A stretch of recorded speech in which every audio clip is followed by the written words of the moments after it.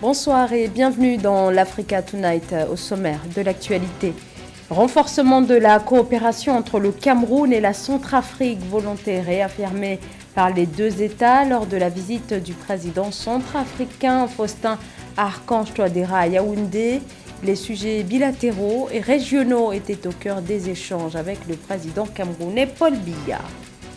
La 6e édition du Forum international de Victoria, l'événement s'est tenu cette année au Sénégal, une rencontre qui fait la promotion de l'entrepreneuriat féminin. Présentation officielle au Cameroun du Sawa Football Club, une présentation aux autorités traditionnelles de ce projet qui entend participer au développement du sport au niveau communautaire. Les combats se sont poursuivis ce dimanche au Soudan malgré le cessez-le-feu prolongé vendredi dernier, une trêve de 3 jours qui n'a jamais été respectée à Khartoum et d'autres régions, en particulier au Darfour où des raids aériens et des tirs nourris ont été menés. C'était le cas ce dimanche dans la capitale. Des témoins évoquent des combats près du quartier général de l'armée, mais aussi des frappes aériennes à Omdurman, une banlieue qui se trouve au nord de Khartoum. La situation demeure donc extrêmement préoccupante au Soudan, plongé dans le chaos depuis le 15 avril en raison d'une lutte de pouvoir entre le chef de l'armée, Abdel Fattah al-Burhan, et son numéro 2, Mohamed Hamdan Daglo, qui dirige les forces de soutien rapide. Depuis le 15 avril, les affrontements ont fait au moins 528 morts et plus de 4000 blessés selon le ministère soudanais de la Santé. Qui sont les responsables du massacre de plus de 150 civils à Karma, au nord du Burkina Faso, le 20 avril dernier. Plusieurs jours après le drame, la question reste sans réponse officielle. C'est ainsi que samedi, dans une conférence de presse, la société civile exhorte les autorités de transition à répondre, notamment par la poursuite des auteurs, des commanditaires et des complices. C'est ce que demande le porte-parole des victimes. D'après les témoignages des survivants, le massacre du 20 avril aurait été perpétré par l'armée burkinabé. Une enquête a été ouverte au Burkina Faso. Le gouvernement a publié un communiqué condamnant, je cite, des actes ignobles et barbares. Mais le gouvernement ne s'est pas encore exprimé sur les accusations portées contre les forces armées. Le président de la Centrafrique, Faustin Archange Touadéra, était en visite ce samedi 29 avril au Cameroun où il a été reçu par son homologue, le président Paul Biya, une visite de travail durant laquelle les questions de coopération bilatérale ont été évoquées. Au cœur des discussions également, des sujets cette fois liés aux enjeux régionaux, ceux internes à la CEMAC, dont la nouvelle présidence est récemment passée du président camerounais Paul Biya au chef de l'État centrafricain Faustin Archange Touadéra. Séverin Douqueux. Le président de la République centrafricaine et président en exercice de la CEMAC, Faustin Archange Touadéra, s'est entretenu 2 heures durant avec son homologue camerounais, le président Paul Biya, le 29 avril 2023 à Yaoundé. Une rencontre qui intervient un mois seulement après le sommet des chefs d'État de la CEMAC qui s'est tenu les 17 et 18 mars 2023 à Yaoundé et au terme duquel le président Touadéra avait pris la tête de l'institution sous-régionale à la fin du mandat du président Paul Biya. Les deux chefs d'État entretiennent d'excellentes relations. Il me semble que la visite du chef de l'État centrafricain, un mois seulement après la tenue du sommet de la CEMAC à Yaoundé, peut s'inscrire dans le cadre du prolongement de la coopération multilatérale et du renforcement de la coopération bilatérale entre les deux pays. Depuis le 17 mars dernier, c'est la Centrafrique qui préside désormais aux destinées de la CEMAC, une sous-région complexe et agitée par des conflits internes et la lutte contre la secte islamiste Boko Haram.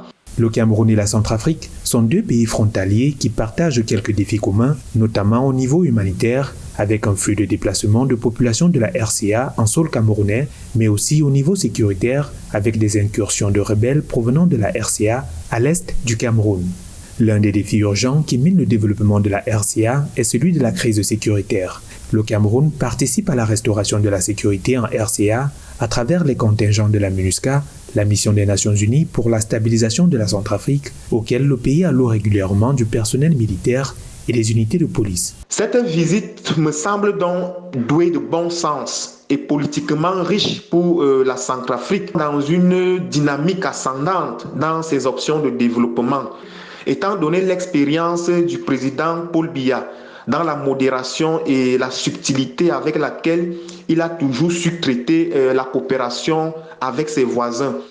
Le chef d'État Faustin Archange Touadéra, dans le cadre de son mandat à la présidence de la CEMAC, a parmi ses missions l'accélération de la mise en œuvre des objectifs de l'organisation, notamment la libre circulation des personnes et des biens et le développement économique par la coopération sous-régionale. La 6e édition du Forum international de Victoria a refermé ses portes ce dimanche au Sénégal. Une rencontre destinée au leadership féminin sur le continent africain. Plusieurs thèmes relatifs à la réduction des fractures liées au genre ont été abordés. Et à côté de cela, les discussions ont aussi porté sur les opportunités dans le domaine de l'innovation et des technologies numériques. Tchekomar Kamara. Les pouvoirs publics africains s'efforcent de lever les disparités entre les sexes pour permettre aux femmes de bénéficier des mêmes droits que les hommes et impulser ainsi le développement par la participation de tous. C'est ainsi l'objectif du Forum international de Victoria, dont la 6e édition s'est tenue en terre sénégalaise du 24 au 30 avril. Cette année, les participants ont discuté du statut des femmes dans la réalisation de l'égalité des sexes sous le thème de l'innovation et de la technologie à l'ère du numérique. Le thème universel qui est un monde digital, inclusif pour parvenir à l'égalité des chances, c'est une sorte de reconnaissance des Nations Unies à l'égard des femmes qui contribuent à la promotion des innovations, des technologies à travers le monde. Ce qui reste un très bon point. Mais vous savez bien entendu que le défi reste important au niveau des femmes rurales ou même au niveau des femmes urbaines, d'où la nécessité d'informer et de poursuivre des formations sur le numérique. Cette rencontre a permis aux femmes leaders à travers le continent d'échanger sur la place des femmes dans le numérique. En tant que femmes leaders, nous sommes souvent projetées à nos différents postes avec certaines aptitudes et attitudes peut-être qui nous permettent pas souvent de réussir. Donc s'arrêter par moment, apprendre, comprendre les bases et les fondements tels que le leadership, le management, l'organisation, la performance sont des éléments très importants qui nous permettent en tant que femmes leaders, quelles que soient les organisations auxquelles nous appartenons, associations, organisations publiques, entreprises, de pouvoir performer.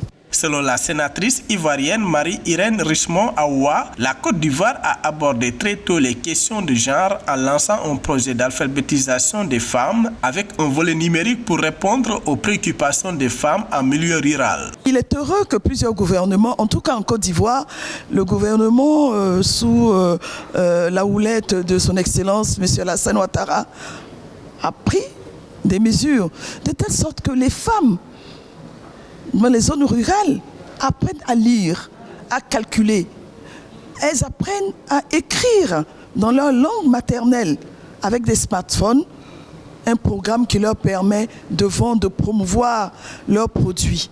Selon le rapport de l'UNESCO 2021 sur la science, les femmes ingénieures dans l'innovation et la technologie ne représentent que 28% et celles dans l'intelligence artificielle 22% à l'échelle mondiale. Pour combler ce fossé, il est donc urgent pour l'Afrique d'intégrer les questions de genre dans tous les secteurs au cœur de la transformation vers une transition numérique globale entre les hommes et les femmes. Le commerce intra-africain, en Afrique, les échanges entre les pays ne représentent que 15% du commerce. C'est faible comparé à l'Europe, par exemple. En Afrique, il est donc urgent de doper les échanges et c'est justement l'objectif ultime de la zone continentale de libre-échange. Mais encore faut-il résoudre la problématique des systèmes de paiement. C'est là qu'intervient le système panafricain de paiement et de règlement et l'Association africaine des bourses de valeur qui viennent de signer un accord qui vise à faciliter les paiements transfrontaliers. Les explications d'Eugène Chema et de Laetitia de Bilong. Le système de paiement et de règlement panafricain s'étend aux bourses africaines grâce au protocole d'accord rendu public le 28 avril 2023, mais signé le 14 avril au Zimbabwe entre le directeur général du PAPS, Mike Ogbalo III, et Tapelo Tcheole, président de l'Association africaine des bourses de valeur et PDG de la bourse du Botswana. Le PAPS permet depuis septembre 2021 aux opérateurs économiques de gagner du temps et de l'argent dans leurs échanges transfrontaliers en faisant leurs transactions en monnaie locale au lieu du dollar et de l'euro. La collaboration avec l'ASEAC a été la première organisation à mettre en place l'AELP avec comme objectif central le commerce transfrontalier de titres constitue une étape importante vers le déploiement du système de paiement et de règlement panafricain sur l'ensemble du continent. Notre tâche immédiate est de créer une équipe de travail constituée des représentants du PAPS et de l'ASEA afin d'identifier les moyens de faciliter le transfert de fonds entre les bourses africaines membres de l'ASEA. À cette fin, j'aimerais inviter les acteurs des marchés de capitaux concernés à se joindre à nous dans cette entreprise novatrice pour les entreprises et les communautés d'investissement africaines. Ce partenariat entre l'ASEA et le PAPS est un prolongement du projet d'interconnexion des bourses africaines, dont le lancement de la première phase ciblant 7 places boursières couvrant 14 pays africains avait eu lieu en décembre 2022. Il connectera les marchés des capitaux africains en permettant également aux acteurs des places boursières de réaliser des gains en délaissant le dollar ou l'euro pour des monnaies locales dans le commerce transfrontalier des titres.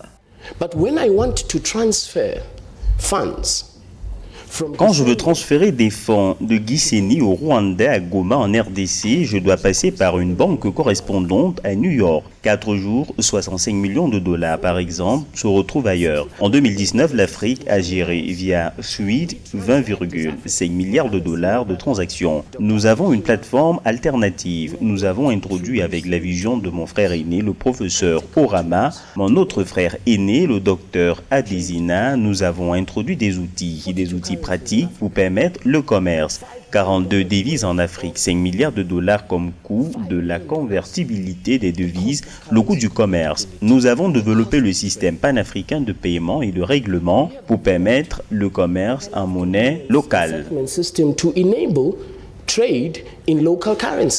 Infrastructure de paiement panafricaine, le PAPS a été mis en place par le secrétaire de la zone de libre-échange continentale africaine et la Banque africaine d'import-export pour faciliter les transactions intra-africaines et apporter une contribution importante à la matérialisation du projet du marché unique. Le partenariat avec l'ASEA vise aussi le déploiement du PAPS dans les pays membres de l'association, qui compte 9 bourses et une capitalisation boursière combinée à 1500 milliards de dollars.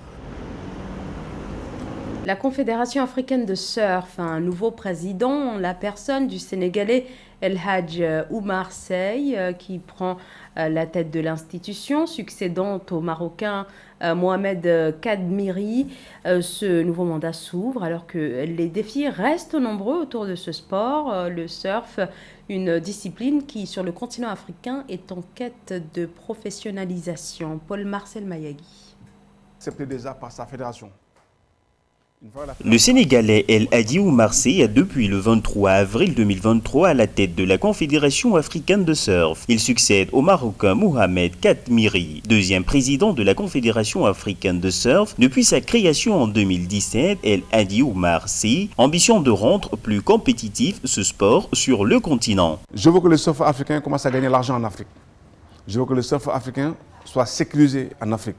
Je veux que le surf africain soit fier d'être professionnel en Afrique. Sur le continent, le surf est notamment développé en Afrique du Sud, au Maroc, au Libéria, au Sénégal ou encore à Sao Tomé et Principe. Pour inciter davantage de personnes à la pratique de sport nautique, le nouveau président de la Confédération africaine de surf ambitionne de mettre un accent particulier sur la formation des jeunes, des femmes et des techniciens. Je veux que tous les techniciens africains qui ont le niveau aient leur diplôme ISA, ASC, pour pouvoir coacher, encadrer en Afrique. Si on a mis ces mécanismes en place aujourd'hui, on parlait sur notre projet phare, qui est la formation-développement. Détecter les nouvelles talents, les former et développer le surf africain. Comme ça. Pour le faire aujourd'hui, c'est en collaboration avec les autorités africaines, les présidents des fédérations pour insérer le surf à l'école. Une fois qu'on a réussi ça aujourd'hui, ça veut dire qu'aujourd'hui, on peut créer des pôles sport-études. Avec ses 30 500 km de côtes arrosées par 3 océans et plusieurs mers, l'Afrique est une destination idoine pour la pratique des sports nautiques. Pour le nouvel exécutif de la Confédération africaine de surf, ce sport pourrait contribuer davantage au développement du continent. À travers le surf, on peut développer beaucoup de choses dans ce pays. C'est vrai que j'entends aujourd'hui, nos autorités sont en train de mettre un politique sportif. Mais le surf est un des rares sports pour vendre cette destination au Sénégal. On peut vraiment développer ce pays à travers le surf. Parce que le tourisme du surf est très très puissant. Né en 1977, Angor El Hadji Oumar Sy est l'un des pionniers du surf au Sénégal. Il a signé son premier contrat professionnel en 1995. Après 25 ans de carrière, il s'est lancé dans le milieu du business comme opérateur économique, vice-président de la Fédération sénégalaise de surf, manager général de la World Surf League en Afrique de l'Ouest. El Hadji Oumar Sy est également l'entraîneur de l'équipe nationale sénégalaise de surf. Retour maintenant sur la présentation officielle au Cameroun du club de football Sawa, présenté jeudi dernier aux autorités traditionnelles. Il était question de présenter le projet et ses différents enjeux, un projet sportif bien sûr, mais il est aussi question de transmission des valeurs qu'entend véhiculer le football. C'est un reportage de notre correspondant au Cameroun, Narcisse Oum. La cérémonie de présentation de l'équipe Sawa Football Club de Bonandalé a eu lieu le 27 avril 2023 à Douala, la capitale économique du Cameroun. Une rencontre qui avait pour but de célébrer les joueurs et leur expliquer la profondeur du projet sportif communautaire, de transmettre aux joueurs et aux joueuses des valeurs de respect, de solidarité, de fair play et les règles de vie en groupe telles que la ponctualité, l'assiduité et la politesse. Le projet Sawa Football Club n'est pas nécessairement une contribution au sport. Les Américains appellent ça un give back to the community. C'est juste un désir de rendre à la communauté ce que la communauté nous a donné. Dans le cadre sportif, l'objectif du club est de faire connaître sa structure et ses activités, de continuer à donner du choix en termes de diversité de catégories et d'éducateurs de qualité ayant pour but la formation physique et morale des joueurs. Les interventions sur le pupitre de Roger Mila et de Joseph-Antoine Bell, 2 des 3 anciens lions indomptables présents, ont égayé les joueurs et supporters. Le staff administratif, les joueurs et encadreurs de Sawa FC de Douala ont reçu la bénédiction des ancêtres Sawa pour la bonne évolution du club. Les responsables ont eu droit à tout. À l'eau du cœur de l'estuaire, à une graisse spéciale qui émane du lion. Et cette graisse a été, disons, posée dans la paume de chacune des mains de chacun des joueurs et des responsables avec une dent de lion. Pour rappel, Sawa Football Club de Bonandalé, du président Yves Boulanga, a été créé en 2022 et est engagé depuis 2023 en championnat régional dans le département du Nkam, un des départements que compte la région du littoral au Cameroun. Cette saison, le club a un effectif de 55 joueurs, toutes catégories, féminines, masculines et jeunes, encadrés par une dizaine de techniciens. Et c'est la fin de ce journal. Merci de votre fidélité. L'information continue sur Africa 24.